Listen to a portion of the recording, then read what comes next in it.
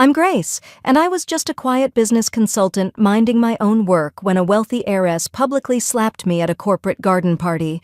She thought I was trying to steal her fiancé. What she didn't know was that her billionaire fiancé was actually my older brother. Stay with me because this story gets crazier by the minute. You won't believe how one slap exposed family secrets and destroyed a woman's entire fortune. Don't click away. The ending will leave you speechless. My name is Grace, and I've always believed in keeping things simple. While other women my age were chasing glamorous careers or wealthy husbands, I found my calling in helping small businesses grow. There's something beautiful about watching a struggling company transform into something successful, something that makes a real difference in people's lives. I run my own consulting firm from a modest office downtown, and I've never needed anything more than my cream-colored blazers, comfortable flats, and the satisfaction that comes from honest work. I've always been the quiet type. Not shy, exactly, but I prefer listening to talking, observing to performing. Maybe that's why I'm good at what I do. When business owners are struggling, they don't need someone who talks their ear off about theories. They need someone who listens, who understands their real problems, and who can offer practical solutions. My clients appreciate that I don't show up in flashy designer suits or expensive jewelry. I'm just Grace, the woman who helps their businesses thrive. What most people don't know about me is that I come from money, real money. My older brother Jonathan built a business empire before he turned 30, and our family has been wealthy for generations. But here's the thing, I've never wanted that life to define me. When I started my consulting business 5 years ago, I made a conscious decision to keep my family background private. I wanted my success to be my own, earned through my own efforts, not handed to me because of my last name. So I use my middle name for business, drive a modest car, and live in a small apartment that I actually love. Jonathan respects my choice, though he worries sometimes that I'm making things harder for myself than they need to be. The first time I saw Catherine was at a networking event downtown. She was impossible to miss, really. While everyone else was dressed professionally, she swept in wearing a purple designer suit that probably cost more than most people's monthly salary. Her jewelry caught the light every time she moved, and she had this way of speaking that demanded attention. She wasn't just rich. She wanted everyone to know it. I remember thinking that we lived in completely different worlds, which was fine by me. I had no desire to compete with women like Catherine. We were playing entirely different games, but Catherine seemed to notice me, and not in a good way. At first I thought maybe I was imagining it. You know how sometimes you get that feeling that someone's watching you? I'd be giving a presentation about market expansion strategies, and I'd catch sight of her across the room, her eyes fixed on me with this cold, calculating stare. When I'd try to make polite conversation during networking breaks, she'd respond with the bare minimum, before turning away to talk to someone more important. I figured maybe she just didn't like consultants, or maybe she thought I was beneath her notice. Either way, I wasn't losing sleep over it. What I didn't realize at the time was that Catherine was engaged to Jonathan. I know that sounds impossible. How could I not know who my own brother was dating? But Jonathan and I had an agreement. We kept our personal lives separate from our professional ones. When we met for our monthly business dinners, we talked about strategies, market trends, maybe a little family gossip about our parents, but we didn't dive deep into each other's romantic relationships. He'd mention he was seeing someone serious, I'd mention I was too busy with work to date much, and we'd leave it at that. Looking back, I realize how naive that was. But at the time, it felt like we were protecting each other's independence. The strange encounters started about 3 months after I first met Catherine. Jonathan had been asking to meet more frequently, saying he wanted to pick my brain about some new ventures he was considering. We'd have lunch at quiet restaurants where we could spread out documents and really talk through the numbers. These weren't romantic meetings by any stretch of the imagination. We'd argue about profit margins, debate expansion timelines, and I'd challenge some of his riskier ideas the way only a sister can. But to someone watching from the outside, I suppose it might have looked different. That's when I started noticing Catherine everywhere. She'd be at the coffee shop across from the restaurant where Jonathan and I were having lunch. She'd show up at business conferences where I was speaking, even though the topics had nothing to do with her family's interests. Once I saw her car following mine through downtown traffic, though when I looked back a few minutes later, she was gone. My assistant mentioned that a woman matching Catherine's description had been asking questions about my client list and my background. That's when the pieces started falling into place, and I realized what Catherine thought was happening. The ironic thing is, if Catherine had just asked someone, anyone, about my relationship with Jonathan, the truth would have come out immediately. We look remarkably alike, for one thing. We have the same dark eyes, the same stubborn chin, the same way of tilting our heads when we're thinking. Anyone who saw us together for more than 5 minutes would have noticed the family resemblance. But Catherine never got that close. She watched from a distance, building up this elaborate scenario in her mind where I was some kind of scheming woman trying to steal her fiancé. The corporate garden party was Jonathan's idea. His company was celebrating a major acquisition, and he wanted to host something elegant but relaxed for their business partners and clients. The venue was gorgeous, a historic mansion with sprawling gardens full of roses and fountains. When he invited me, he mentioned that it would be good networking for my business, and he was right. Half the city's business leaders would be there. I chose a simple yellow sundress, something appropriate for an outdoor afternoon event, and drove over feeling optimistic about the connections I might make. The moment I walked into the garden, I felt Catherine's eyes on me. She was holding court near the main fountain, surrounded by other wealthy women in expensive cocktail dresses. Her silver dress caught the sunlight every time she moved, and her laugh carried across the garden in a way that felt performative. When our eyes met, her expression shifted from social smile to something much colder. I nodded politely and moved toward the refreshment table, hoping to avoid any awkwardness. For the first hour, everything was fine. I had wonderful conversations with several potential clients, exchanged business cards with a couple of marketing directors, and genuinely enjoyed the peaceful garden setting. The roses were in full bloom, and there was something magical about conducting business surrounded by such natural beauty. I was talking with a small business owner about inventory management when I noticed the conversations around us getting quieter. People were looking toward the fountain where Catherine was standing with her friends, and I caught fragments of whispered conversations. "That's her," I heard someone say. "The one in yellow. I heard she's been chasing him for months." Poor Catherine, how embarrassing. My stomach sank as I realized they were talking about me. Somehow Catherine's suspicions had spread through her social circle, and now half the party was looking at me like I was some kind of homewrecker. The business owner I was talking to gave me a sympathetic smile and excused himself, leaving me standing alone near a bed of white roses, feeling completely exposed. That's when Catherine made her move.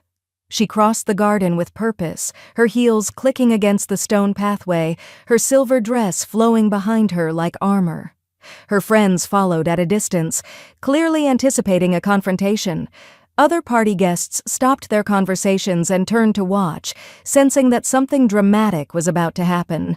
I had nowhere to go, no graceful way to escape what was coming. "I think it's time we had a conversation," Catherine said when she reached me. Her voice was loud enough for everyone nearby to hear, and there was a tremor of rage underneath the polite words. "Of course," I replied, hoping to keep things civil. "Though I'm not sure what we need to discuss." "Don't play innocent with me," she snapped, her composure cracking. "I know what you've been doing. I've seen you with him, all those cozy lunches, all those private meetings. Did you really think I wouldn't notice?" I felt my cheeks burn with embarrassment, not because I was guilty of anything, but because she was making such a public spectacle. The entire garden party had essentially stopped to watch us. People were pulling out their phones, and I knew that whatever happened next would probably end up on social media within the hour. "Catherine, I think there's been a misunderstanding," I said carefully. "If you're talking about Jonathan, we're just..." "Just what?" she interrupted. "Just friends?" "Do you expect me to believe that? A nobody like you doesn't get to be just friends with men like Jonathan unless you're offering something in return."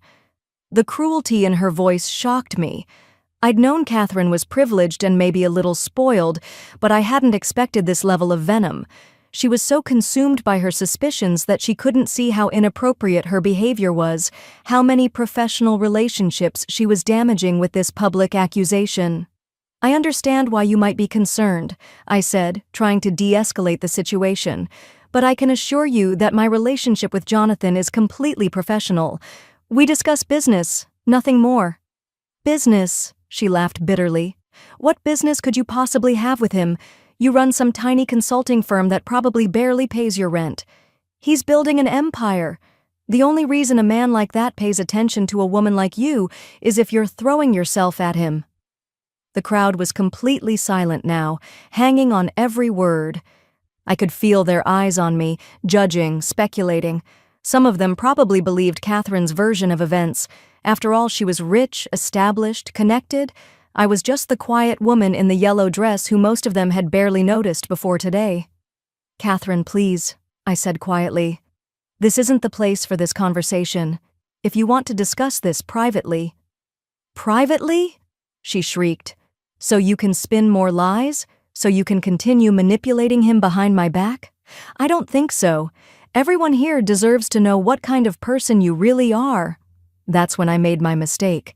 I was tired of being accused, tired of having my character attacked in front of people whose respect I valued. So I said the one thing that I thought might end the confrontation. "Catherine, I've known Jonathan for years. If there was anything inappropriate between us, don't you think it would have happened by now?" The words were innocent enough. I meant that our long-standing professional relationship proved it was exactly that, professional. But to Catherine, already convinced of my guilt, it sounded like confirmation of everything she'd been imagining. Her face went white, then red, then white again. Her hands were shaking with rage. "Years," she whispered. "You've been lying to him for years?" Before I could explain, before I could take back the words or clarify what I meant, her hand was flying through the air. The slap connected with my cheek with a sharp crack that echoed across the silent garden. The shock of it sent me stumbling backward into the rose bushes, thorns catching at my dress and skin. My cheek burned, and I could taste blood where my teeth had cut into my lip. The entire party erupted. People were gasping, shouting, pointing. Someone was definitely recording. Catherine stood over me, her chest heaving, looking as shocked as I felt that she'd actually hit me. For a moment, we just stared at each other, her in her silver dress like an avenging angel, me tangled in roses with my cheek on fire. "Get away from my sister!" The voice cut through the chaos like a knife. Jonathan was pushing through the crowd, his face dark with an anger I'd rarely seen from him. He'd been inside the mansion when the confrontation started, but someone must have run to get him when things escalated. Now he was here, and the family resemblance that Catherine had somehow missed was impossible to ignore. We have the same eyes, the same bone structure, the same way of carrying ourselves when we're angry. "Jonathan!" Catherine breathed, her hand still raised from the slap. "I can explain." "Sister," someone in the crowd whispered. "Did he just say sister? Oh my God, they look exactly alike." Jonathan ignored Catherine completely and knelt beside me in the roses, his hands gentle as he helped me untangle myself from the thorns. "Are you hurt?"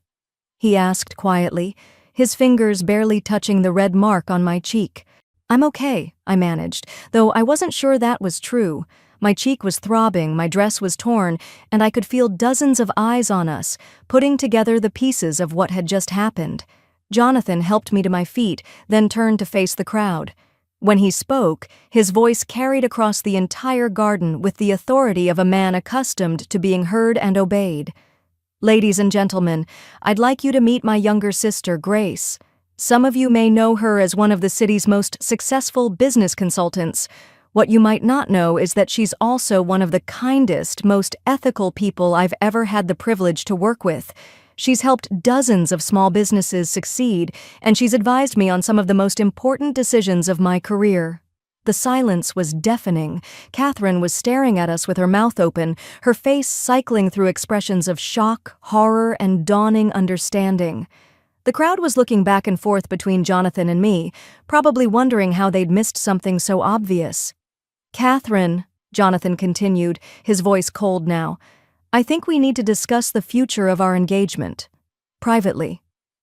But Catherine wasn't ready to go quietly. Maybe it was the shock. Maybe it was the humiliation of being so publicly wrong.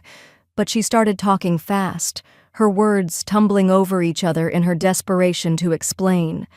"But you were always meeting her, always having lunch together. You never told me she was your sister. How was I supposed to know? She doesn't even use your last name. She lives in that tiny apartment and drives that old car, and you never mentioned having a sister, and everyone was saying..."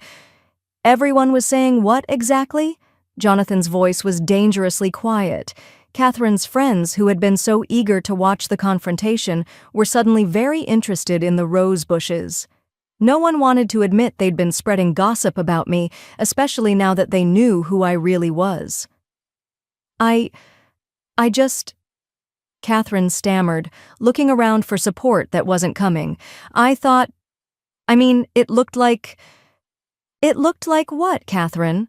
Like I was having normal business meetings with my business advisor? Like I was spending time with my sister?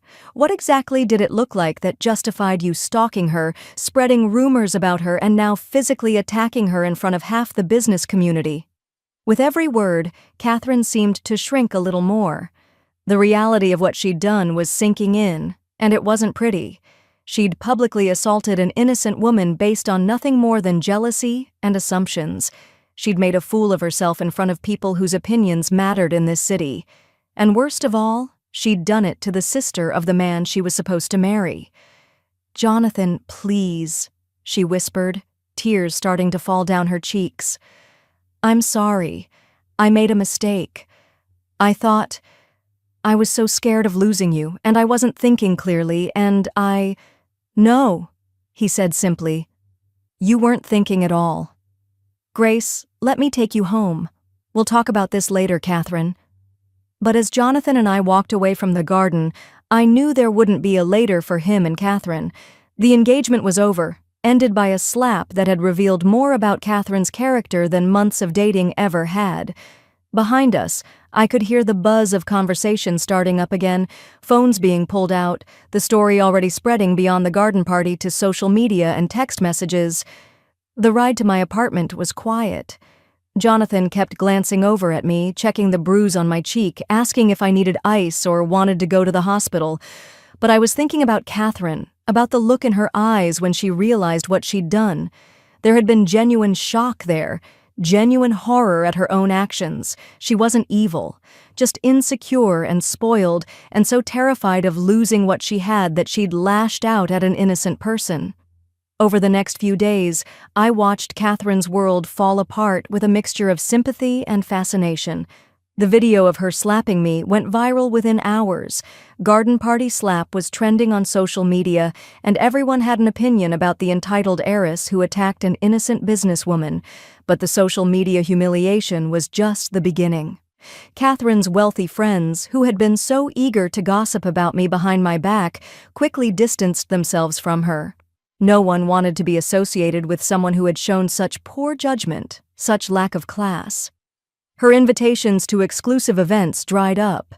Her social media accounts, once full of glamorous photos and envious comments, were flooded with criticism and mockery. More seriously, Catherine's family was horrified by her behavior.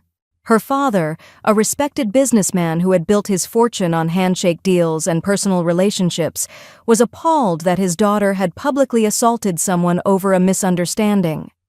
The family's reputation was built on dignity and discretion, values that Catherine had abandoned in the rose garden.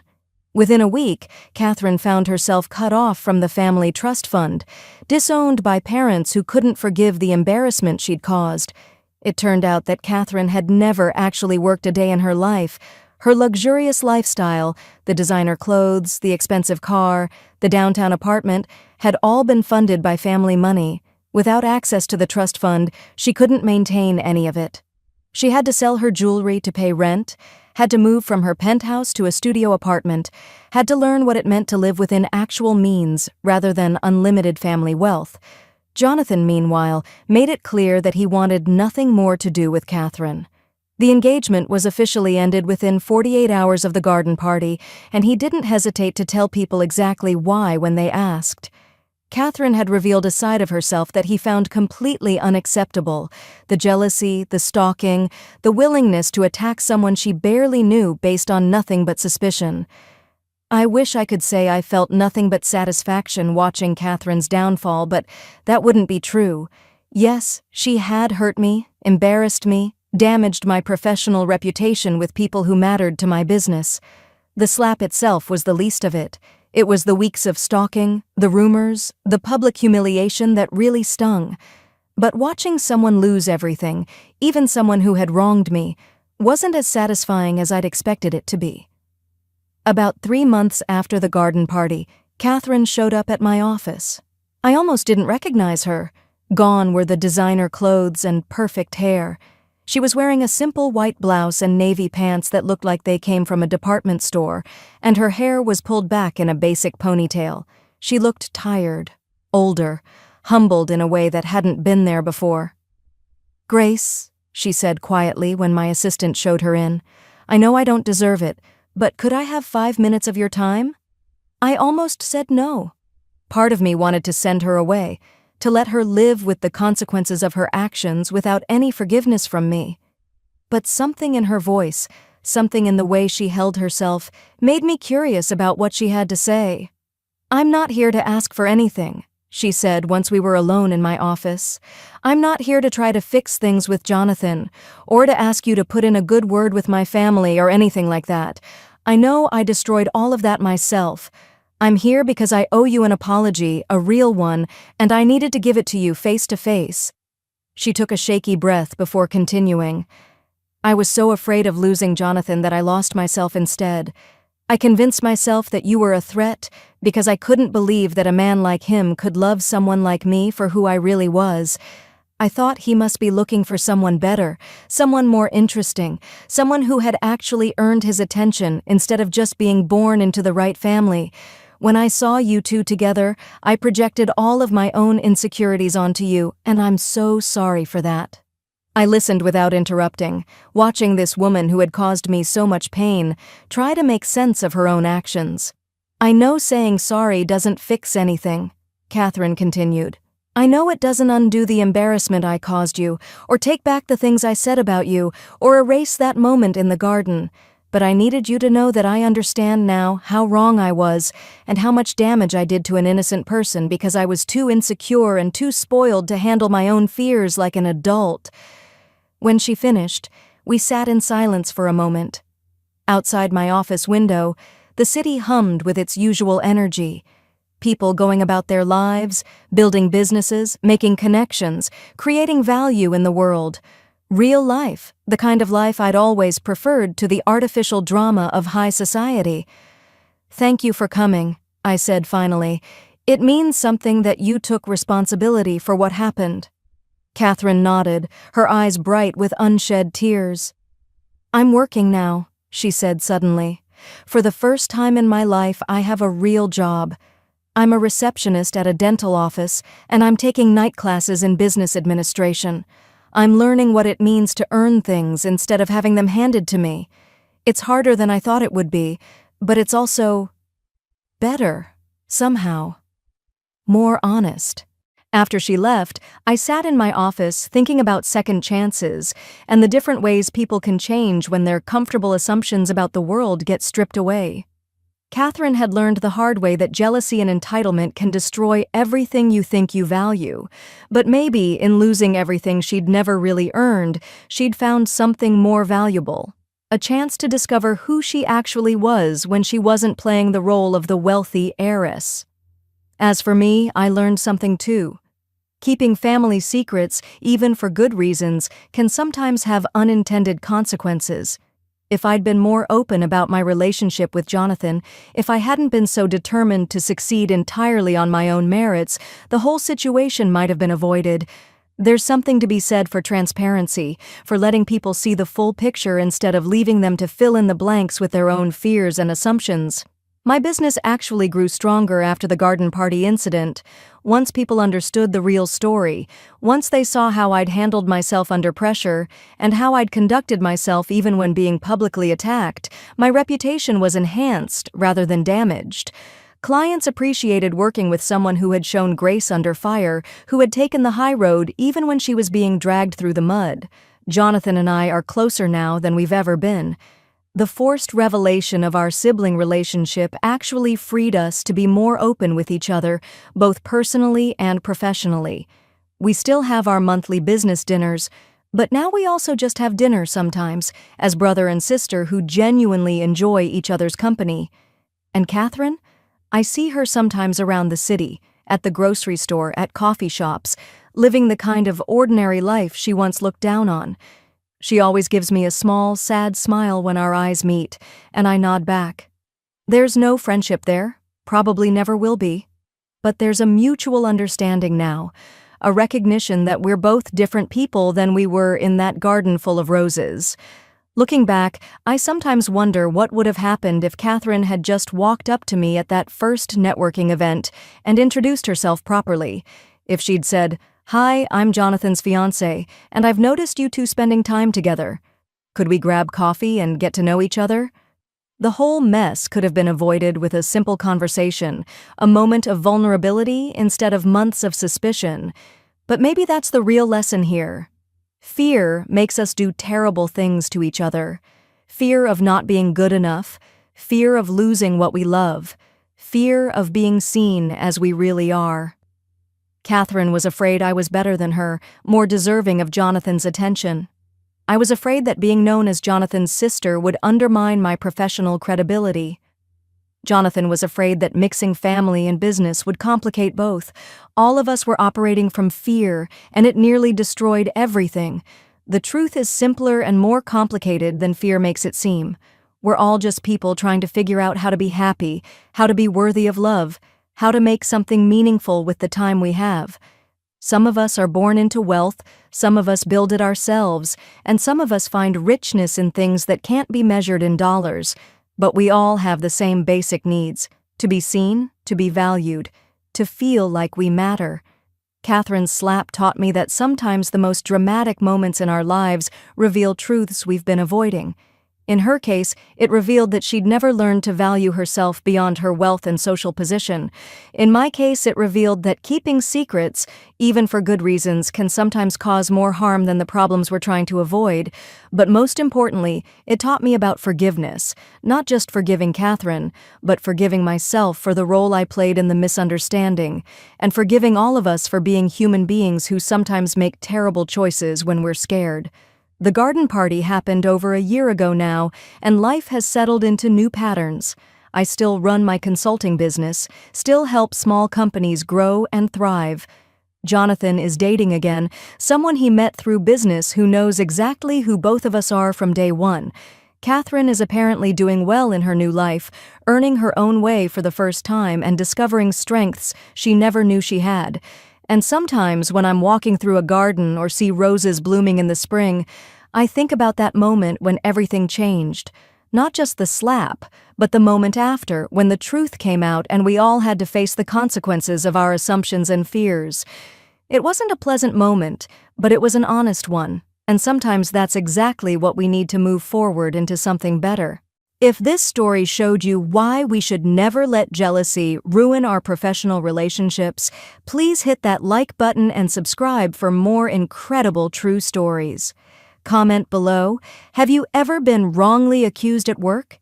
Share this video with anyone who needs to hear about staying professional under pressure.